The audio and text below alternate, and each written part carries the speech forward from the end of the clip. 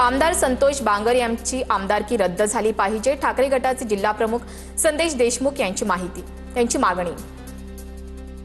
संतोष बांगरांनी खरं तर लाच सोडलेली आहे, गोपनीयतेचा भंग नाही, आचारसंहितेचा भंग केलाय। मतदानाला सांगत आहेत की या निशाणीवर मतदान करा। खरं तर आमदार संतोष बांगर यांची आमदारकी रद्द झाली पाहिजे।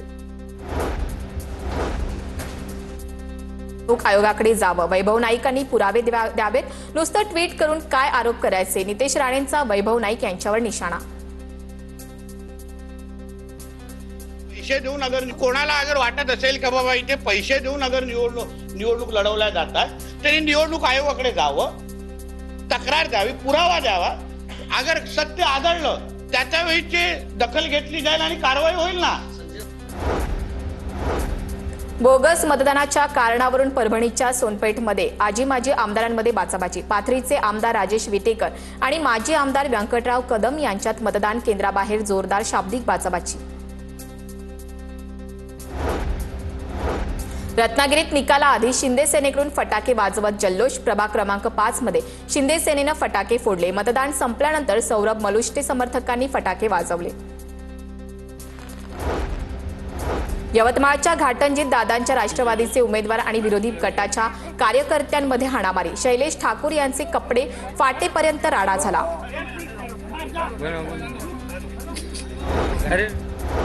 वाशिममध्ये मतदानाची वेळ संपण्याआधीच ईव्हीएम सील केल्यानं उरलेल्या मतदारांचं बॅलेटवर मतदान घेण्यात आलं। मालेगावच्या बालविकास शाळेतील मतदान केंद्रावरील प्रकार।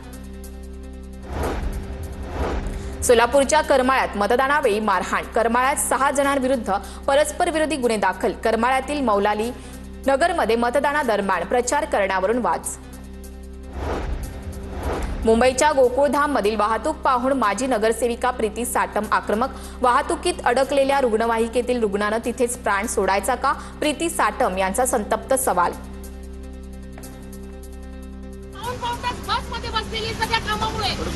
लोकांचे हाल होत आहेत, पण हे अशा पद्धतीने काम करू नका सर। तुम्हाला आम्ही रिक्वेस्ट करतो, तुझ्या प्रीलियम सुरू होणार, तुझ्या एक्झाम सुरू होणार, त्या माझ्या मुलांना त्रास झाला नाही पाहिजे शाळेतल्या। निवडणुकीतून माघार घ्या, अन्यथा तुमचा संतोष देशमुख करू। फुरसुंगी नगर परिषदेच्या आम आदमी पार्टीच्या उमेदवाराला धमकी। या प्रकरणी फुरसुंगी पोलिसांकडून अज्ञात आरोपीविरोधात गुन्हा दाखल।